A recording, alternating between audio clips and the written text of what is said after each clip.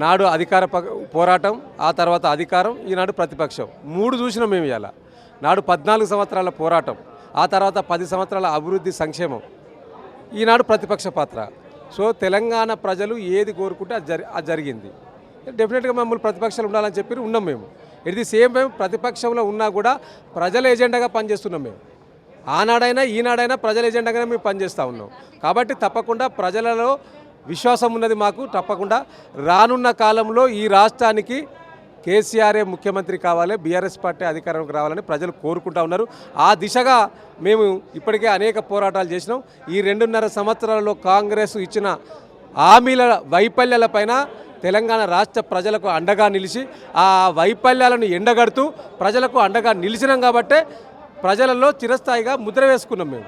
ఎవరు ఎన్ని మాట్లాడినా, ఎవరు ఎన్ని విమర్శలు చేసినా, ఇలా కేసీఆర్ గారి పైన కానీ పార్టీ పైన కానీ ప్రజల్లో ఒక బలమైన ఆకాంక్ష ఉన్నది. ఏంటిది అంటే అది ఎవరు ఎన్ని చెప్పినా కేసీఆర్ అనే వ్యక్తే ఈ రాష్ట్రానికి ముఖ్యమంత్రి అయితే ఈ రాష్ట్రం బాగుపడుతుంది. ఇప్పటికే ఈ రాష్ట్రం అధోగతి పాలైంది, ఆగమాగమైంది. ఆగమాగం చేసిండి ఈ రాష్ట్ర ముఖ్యమంత్రి రేవంత్ రెడ్డి గారు. వారి యొక్క పరిపాలన వైఫల్యం, ముఖ్యంగా వారికి అనుభవం లేని వైఫల్యం, వారి యొక్క దండుపల్లెం మూట ఏదైతే ఉందో, వారు ఎంతసేపు ఈ రాష్ట్ర ప్రభుత్వంలో ఉన్న పెద్దలు ముఖ్యమంత్రితో సహా మంత్రులంతా కూడా దాచుకోవాలి, దోచుకున్న దాంట్లో కొంత ఢిల్లీకి కప్పం కట్టాలనే ఆలోచన తప్పితే తెలంగాణ రాష్ట్ర సంపదను ఎట్లా పెంచాలి, పెంచిన సంపదను రాష్ట్ర ప్రజలకు ఎట్లా పంచాలనే ఒక ఆలోచన ఈ రాష్ట్ర ప్రభుత్వానికి లేదు. కాబట్టే ఇది నవ్వుల పాలైపోయింది అందరి ముందట.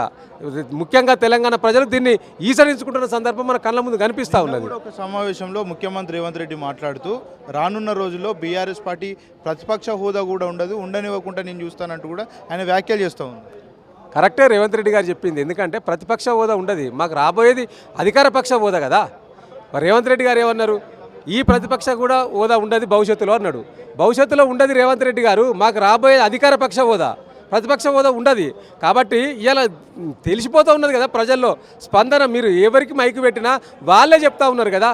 ఈ యొక్క 2.5 సంవత్సరాల్లో రేవంత్ రెడ్డి తీసుకున్న తిరోగమన చర్యలు, పురోగమనం వైపు పయనించన్నా తిరోగమనం వైపు ఈ యొక్క రాష్ట్ర చర్యలు ఉన్నాయి. కాబట్టి ఆ చర్యలను ప్రజలు ఎక్కడికక్కడ వ్యతిరేకిస్తున్న సందర్భం మన కళ్ళ ముందు కనిపిస్తూ ఉన్నది. ఈ రాష్ట్ర ముఖ్యమంత్రికి ఒక్కటే ఏంది అంటే కేసీఆర్ ఆనవాళ్ళను చెరిపేయాలి, కేసీఆర్ ఆనవాళ్ళు కేసీఆర్ లేకుండా చేయాలనే ఒక కుట్ర, ఒక వ్యతిరేకత చర్యలు ఈ రాష్ట్ర ప్రభుత్వం చేస్తూ ఉన్నది. ఇలా కేసీఆర్ ఆనవాళ్ళను చెరిపేసే ఒక ఆలోచనలో తెలంగాణ ఆనవాళ్ళు లేకుండానే చేస్తూ ఉన్నాడు.